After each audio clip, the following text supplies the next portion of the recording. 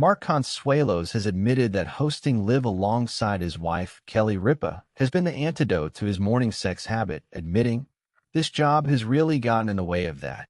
The topic came up on Tuesday's March 3rd show when Scrubs actress Krista Miller playfully chastised Consuelos for wanting morning sex.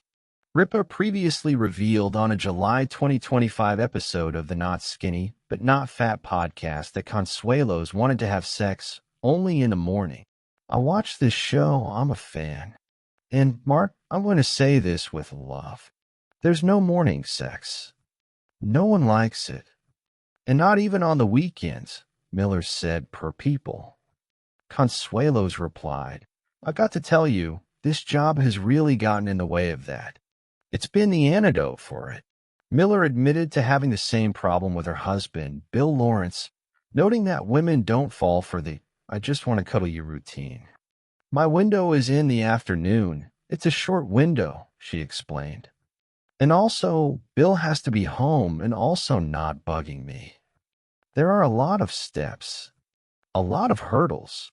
Ripa sided with the shrinking star, turning to the camera and saying, "Bill, for the love of God, on behalf of all of us here in the studio audience, there is absolutely no morning sex."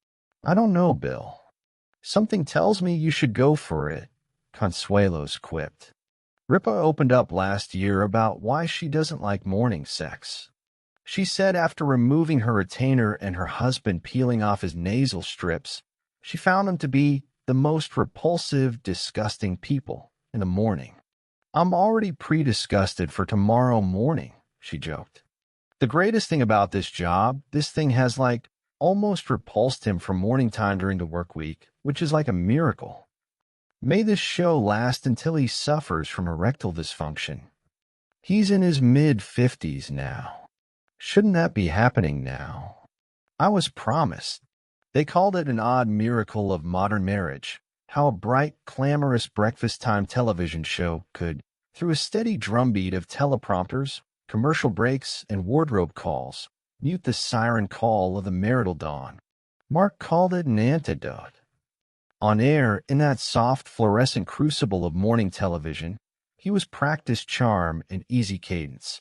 He moved through segments like a man walking a well-known route, the coffee stand by the corner, the same barista who never remembered his name, the way a camera liked him from the left. At home, before the cameras and the curated smiles, he was a man with an almost ritualistic appetite for mornings. Not for views, not for accolades, for those brief clandestine exchanges that belong to two people who have seen each other through decades of good hair days and worse. Kelly, however, had never understood mornings the way Mark did. To her, the first light belonged to other things, the rebellion of dragging teeth across a retainer, the steady, unglamorous business of arranging schedules and socks, the face one makes when one's nasal strips come off. In their house, mornings smelled of citrus hand soap and the faint plastic of a chipped mug. They were practical. They were loud. They were, in Kelly's assessment, no place for romance.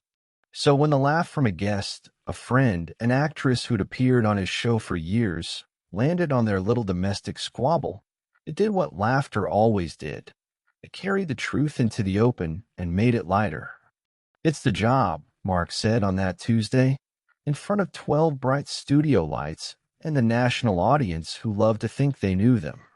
"This job has really gotten in the way of that. It's been the antidote."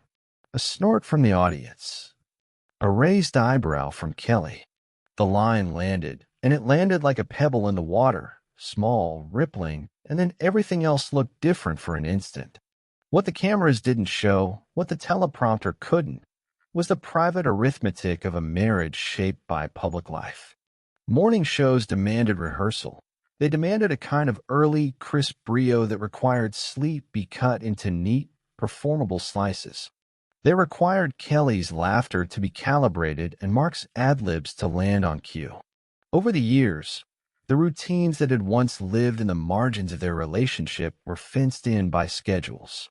The diminutive, persistent desire for the private morning became a casualty of their public ritual.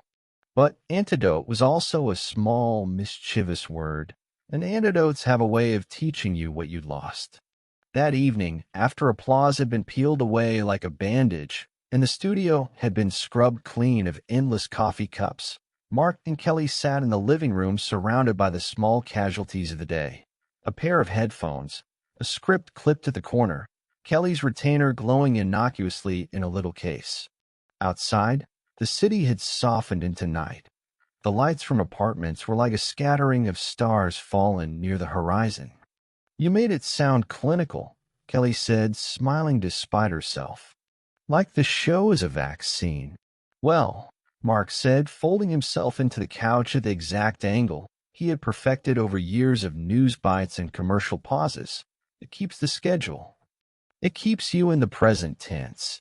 "You just mean it keeps you from trying to recreate our high school romance before breakfast." Kelly reached over and flicked the rim of his cup. Foam trembled. He puffed out a laugh, which became a sigh, which became something else. "Maybe I miss that," he admitted, his voice turning small. "I miss being reckless." Kelly looked at him. There was history in the way she looked at him, the kind that could locate a bruise under skin or find a joke in his apology. "You were never reckless," she said. "You were always calculated charm." Calculated charm. He repeated it with mock solemnity, and then their laughter knit them back together, the way it always did, like a seam that hit a fray.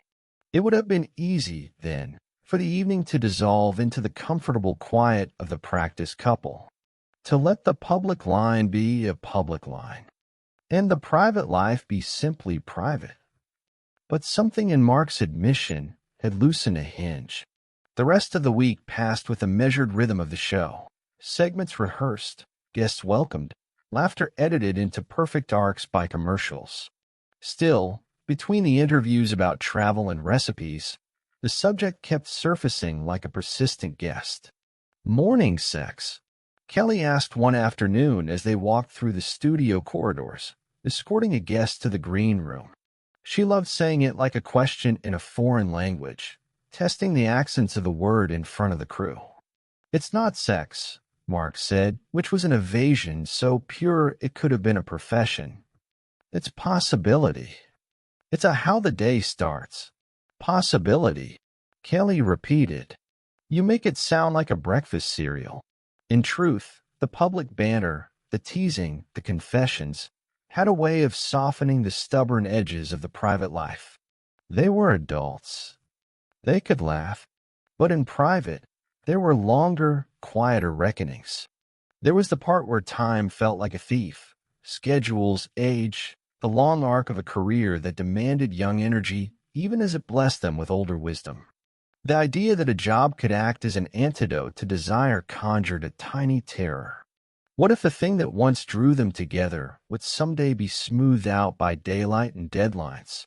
That night, after Kelly had gone to bed with a book and Mark had lingered in the dimness of the kitchen, he found himself thinking of a time before the studio, before the audience.